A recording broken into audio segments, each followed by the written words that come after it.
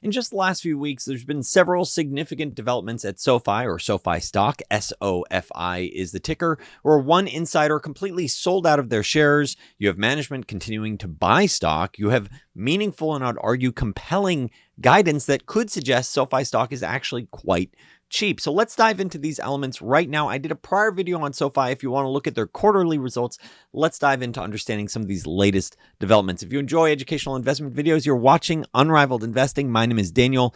Let's dive right in. So the first is that a director at SoFi representing the Qatar Investment Authority sold 100% of their stake. Looks like they now say they have 0 shares, previously had nearly 20 million shares that they're selling a little under $7 a share. Usually you don't like to see insiders selling all of their stake, and I think it's not surprising to see the stock near its 52-week low. The shares have lost over a quarter of its value in the past year. So investors clearly do not like to see some of the developments that are going on with SoFi, yet management has a different take. You see that Anthony Noto, the CEO, he's consistently purchasing hundreds of thousands of dollars of stock. Most recently on June 13th, he purchased another $200,000. You can see this at AI Ticker Chat. And so you also saw the CFO was purchasing shares. So despite the stock falling, you see purchases from the CEO and CFO over the past year at prices around where it's currently trading, which is quite interesting. So I go to transcripts, and there's been a recent investor conference, the Mizuho Technology Conference, that happened in the past month, and I'm curious, what's management's recent guidance? And so I ask AI Ticker Chat, review the latest transcript, tell me what the latest guidance is. I want to understand what's management saying, and they talk about being confident in achieving 55 cents to 80 cents of GAAP earnings per share by 2026, which is kind of interesting to see. Talking about real, not adjusted earnings, the GAAP real earnings, significant improvement from where you're talking about their guidance of 8 cents, 9 cents this year. I mean, this is a company that historically has been significantly unprofitable on a GAAP earnings basis. And for them to talk about, look, we're going to be really growing our book value and generating real earnings. This isn't just stock-based compensation adjusted earnings. This is real earnings. That does get me interested to see this. So I'm curious, how confident are they in terms of achieving this? What's driving this?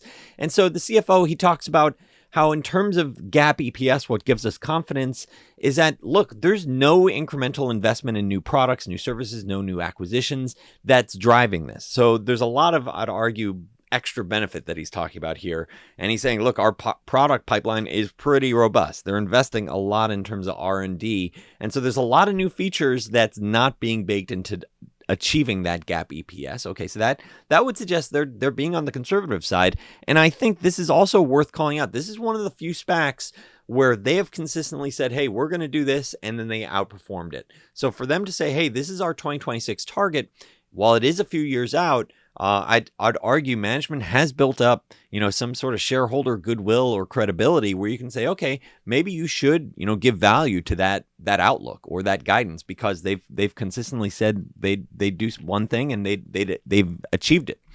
And they're talking about, look, so not only do you have these new products and new features, that's not being baked into GAAP EPS potentially.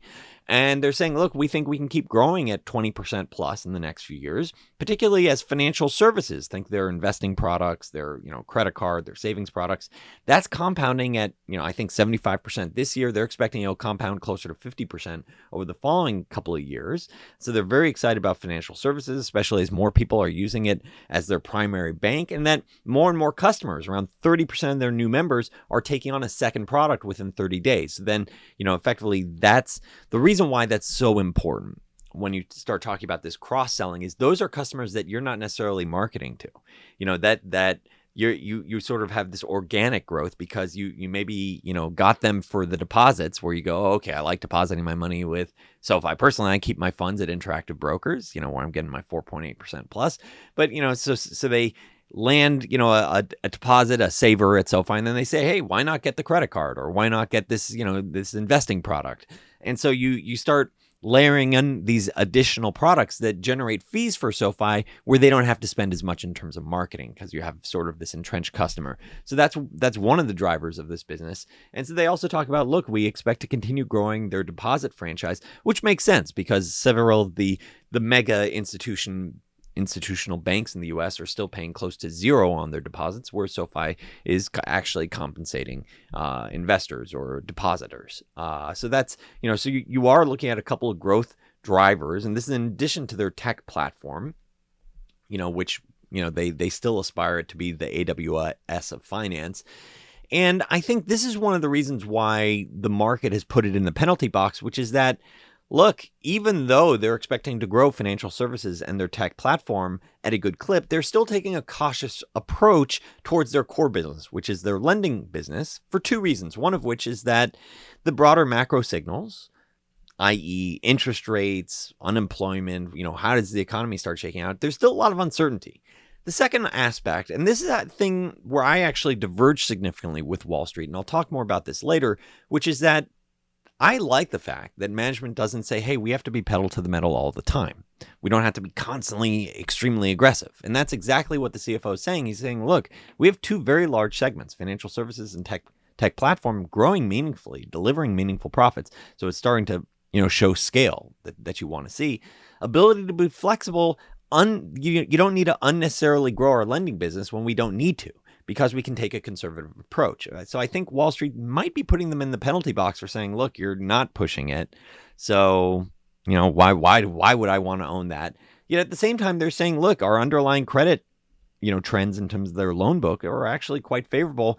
Yet there still is too much volatility in the macro perspective, a geopolitical perspective, and they have a very favorable capital ratio. So they're keeping their balance sheet safe in the event of a downturn, so that way they can lean into that and grow when everyone else is contracting or facing challenges. So the question is, where does SoFi go from here? First of all, in full disclosure, this is not financial advice. At the time of this video publication, I did not own shares in SoFi. And also, quick plug, recently on our exclusive Discord server, a member relayed to me that the Unrivaled Investing Premium subscription has the best cost-performance ratio, that's a direct quote, relative to alternative investing subscription services available. So if you're looking for compelling investment ideas, consider Unrivaled Investing, which includes a weekly letter and my personal portfolio updates in real time. That's once again at Unrivaled Investing. So when I think about SoFi, currently, based on management's guidance, you're effectively saying, look, it's growing 20% plus and only trading at 8 times 2026 earnings. I mean, that is not in the expensive, camp. Once again, I go to AI Techer Chat to look at their historical financials, look at, management estimates, or even in this case, Wall Street estimates. And it's interesting because if management's guiding to, let's say, 55 cents to 80 cents in terms of EPS by 2026, Wall Street's assuming that they don't even get there. So if we get closer to 2026 and it's apparent that management is going to deliver on what they're targeting for 2026, I think this is actually a favorable development for the stock, because you have the setup where Wall Street's saying this, management's saying this, and management has a history of delivering this even higher. So you do have a potential tailwind as Wall Street starts waking up, potentially, and saying, hey, we need to upgrade SoFi stock or upgrade our outlook based on management's guidance range of 55 cents to 80 cents versus, let's say, Wall Street's, estimate of earnings, which is closer to around 50 cents, 40 cents. So that is a, potential tailwind, a 10% upgrade in terms of earnings at a minimum. If they achieve closer to that 80 cents, then you're talking about a significant earnings upgrade. I think another aspect for investors to consider, this is the price to book multiple looking at SoFi, is that because they're not pushing the envelope in terms of their credit book, Wall Street isn't giving them any sort of significant premium. It currently trades at around 1.2 times price to book. I mean, that is around the same sort of valuation that, that Fairfax, one of my largest holdings, trades at. So I'd argue when you have a book value of around 1 times, unless you really think that the economic cycle is going to be so bad that they're going to have to say, you know what, our conservative underwriting in terms of loans wasn't conservative enough, and that there could be losses in the future. I'd say that's the only devil's advocate view of like, oh, that's the reason why I wouldn't want to own it. Personally, I have an even more cautious approach, which is I want to see them through that cycle personally.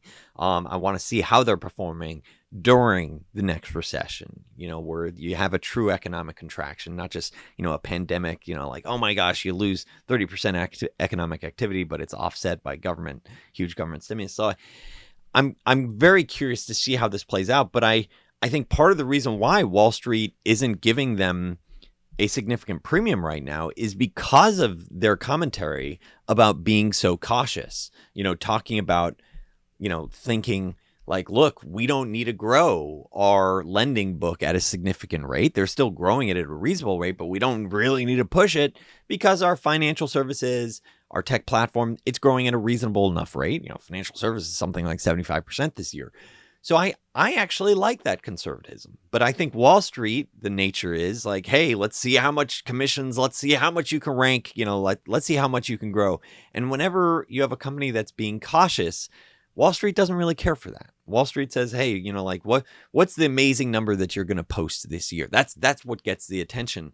And so I personally, prefer the management teams.